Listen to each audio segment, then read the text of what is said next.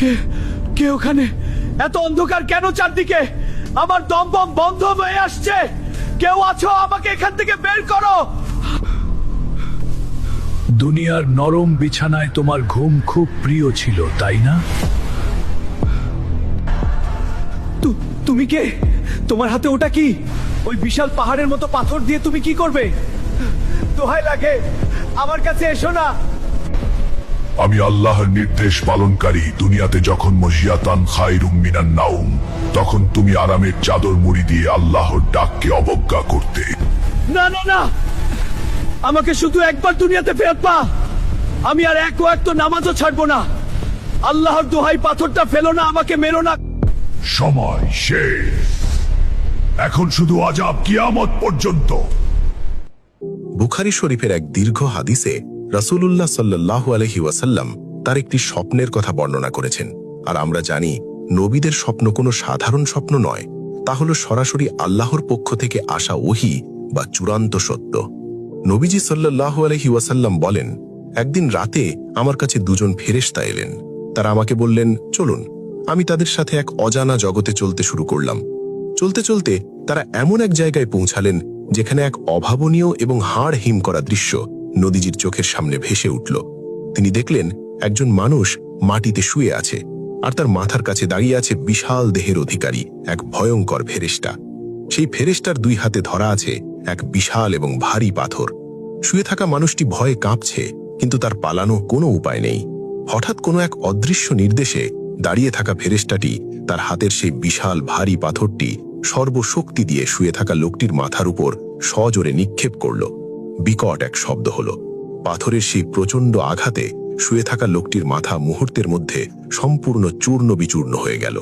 তার মাথার খুলি ফেটে মগজ চারদিকে ছিটকে পড়ল। আঘাতের তীব্রতায় সেই ভারী পাথরটি গড়িয়ে অনেক দূরে চলে গেল। যন্ত্রণায় লোকটির কেমন আর্তনাদ ছিল তা শুধু আল্লাহই ভালো জানেন। পাথরটি দূরে চলে যাওয়ায় সেই ফেরেশতা পাথরটি কুড়িয়ে আনার জন্য হেঁটে গেল। কিন্তু ফেরেশতা পাথরটি কুড়িয়ে নিয়ে ফিরে আসার আগেই ঘটল এক বিস্ময়কর ঘটনা। আল্লাহর হুকুমে সেই লোকটির চূর্ণ বিচূর্ণ হয়ে যাওয়া মাথাটি আবারও আগের মতো সম্পূর্ণ নিখুঁতভাবে জোড়া লেগে গেল।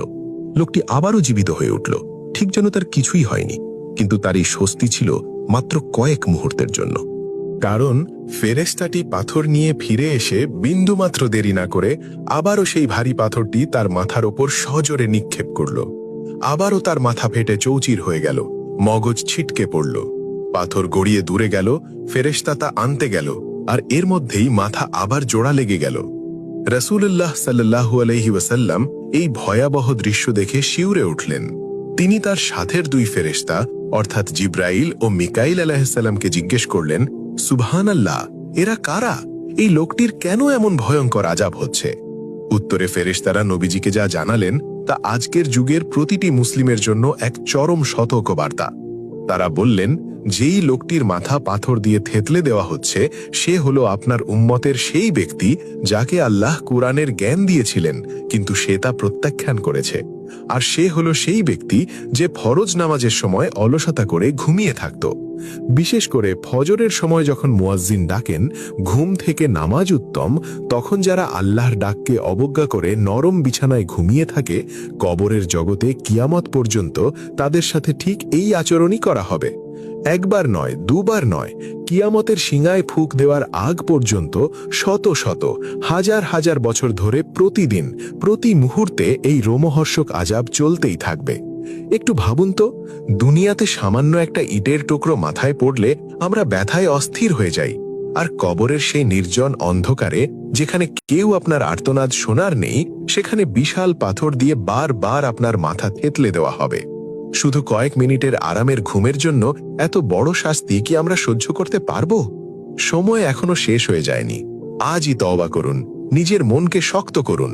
আজানের ধ্বনি শোনার সাথে সাথে বিছানা ছেড়ে উঠে পড়ুন, কারণ কবরের সেই ভয়াবহ আযাব থেকে বাঁচার একমাত্র উপায় হল আল্লাহর হুকুম পালন করা এবং 5 ওয়াক্ত নামাজ কায়েম করা। মহান আল্লাহ আমাদের সবাইকে এই ভয়ঙ্কর আযাব থেকে হেফাজত করুন এবং 5 ওয়াক্ত নামাজ পড়ার তৌফিক দান করুন। আমিন।